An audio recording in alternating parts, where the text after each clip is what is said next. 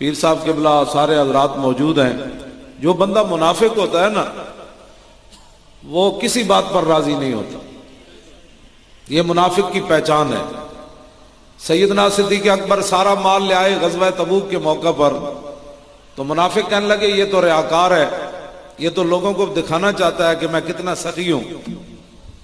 حضرت عقیل انصاری 1 کلو کھجور لے آئے، غریب ترین صحابہ میں سے ہے، آپ کے گھر کلو کھجور بھی نہیں تھی۔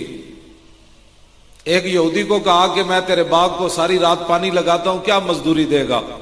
اس نے کہا 2 سیر کھجوریں دوں گا۔ تو آپ سحری کے وقت 2 سیر کھجوریں لی، ساری رات کنواں چلایا یہودی کا، اور اس کے باغ کو پانی دیا۔ 1 کلو گھر کھانے کے لیے دی، تو دوسرا کلو چھپا کر حضور کی بارگاہ میں لائے کہ حضور صدیق اکبر جتنا مال تو میرے پاس نہیں ہے، حضرت عمر جتنا بھی نہیں ہے، عثمان غنی جتنا میں امیر نہیں ہوں، عبد الرحمن بن عوف جتنا میں امیر نہیں ہوں کہ سونا پیش کرے، میرے پاس تو یہ کلو کھجور ہے، یہ قبول فرما لیں۔ تو منافق کہنے لگے اس کلو کھجور کی اللہ کو کیا ضرورت ہے؟ تو منافق کسی صورت میں راضی نہیں ہوتا۔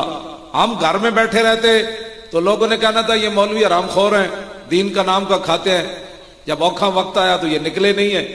جب ہم فیض آباد چلے گئے تو کہا کہ ان کے تو حلوے کو خطرہ پڑ گیا، یہ حلوے کے لیے فیض آباد چلے گئے۔ جب ہم نے وہاں سے کامیابی حاصل کی تو کہا جی 21 کروڑ روپے لے لیا۔ تو اس واسطے ہماری ڈیوٹی یہ نہیں ہے کہ ہم مخلوق کو راضی کریں، ہم جن کے لیے کام کر رہے ہیں اذ لا فرق بین موتہ و حیاتہ فی مشاہدتی لامتہ و معرفتی باحوالہم و نیاتہم و عزائمہم و خواترہم وذالک عنده جلی لا خفا بہ۔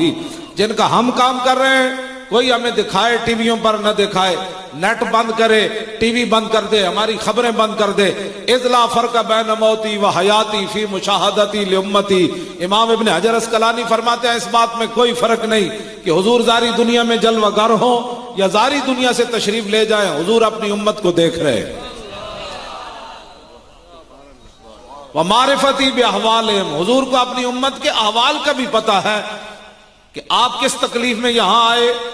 ہو سکتا ہے کسی نے موٹر سائیکل کا پیٹرول کا پیسے بھی ادھارے لے کر آیا ہو، آپ کو کیا کیا بیماری ہے، آپ اس بیماری کو پس پش ڈال کر آئے۔ میری کمر میں کتنا درد ہے میں محسوس نہیں ہونے دے رہا، حضور کو یہ بھی پتہ ہے۔ توجہ، موسم بھی خراب ہے، میں 2-4 باتیں تاکہ انہوں نے لاکھوں روپے لگائے ہیں اور تاکہ دور دراز سے لوگ آئیں، مجھے پتہ